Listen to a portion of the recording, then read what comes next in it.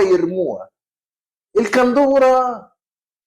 الكندورة بتعملوا بيها عرض أزياء. وصل بكم الفقر والحب في حاجة المغرب والعراء والضياع لدرجة الكندورة دي ب 30 درهم، دي حاجة كده يعني تمشي الحال.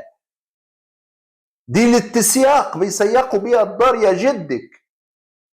الكندورة وعرض أزياء جزائري، تراث الكندورة دي حاجة معمولة كده تمشي الحال عشان يسيقوا بيها، يشقوا بيها في الدار، وبعدين يعملوها جفاف. كندورة. يا رب احنا مجاورين مين؟ يا رب احنا مجاورين كندورة والله. لو شوف كان في تلفزيونهم عاملين تقرير عن بيع الكندورة المراكشية وانتشارها في الجزائر. هو شوف هو بيقوله.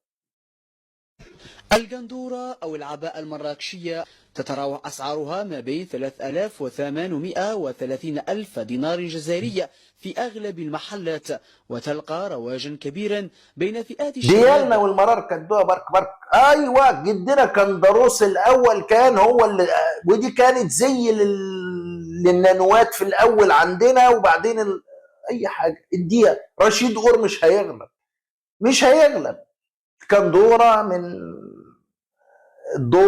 كندوره من اي حته وخلاص.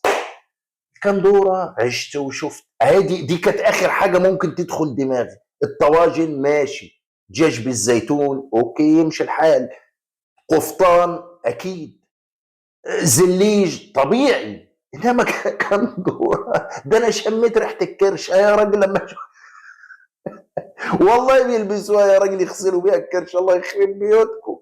مشهوره في العيد الكبير لان مش ما بتتصبنش. يوب ايه لوح بيجي عليها جافيل بقى وبتبقى ريحتها بقى كرشه. يا ودي يا ودي يا ودي تراث طب اعملوها بقى وروحوا على اليونسكو بملف بقى تراث الكرشه وخدوا الكرشه معاكم. الله يخرب بيوتكم. والله بيلبسوها الستات في المغرب يغسلوا بيها الكرشه في العيد الاضحى عشان يرموها على ده ب 30 درهم.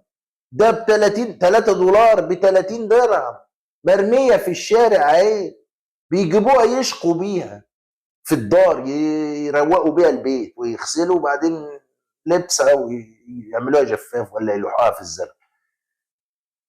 وصل بيكم العراء. انا عمري ما انا اخر حاجه انا شفت الفيديو قلت مش ممكن القراقير يكونوا واصلين للجنط للدرجه دي، للبلاط يا ودي عالزيرو. الله يخرب بيوتكم هتهبلونا.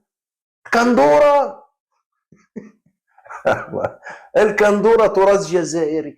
الكندوره المراكشيه اللي لا يختلف اثنين في العالم انها كندوره مراكشيه. لكن هم مساكين. هنعيش عيشتكم يعني هنعيش عيشتكم.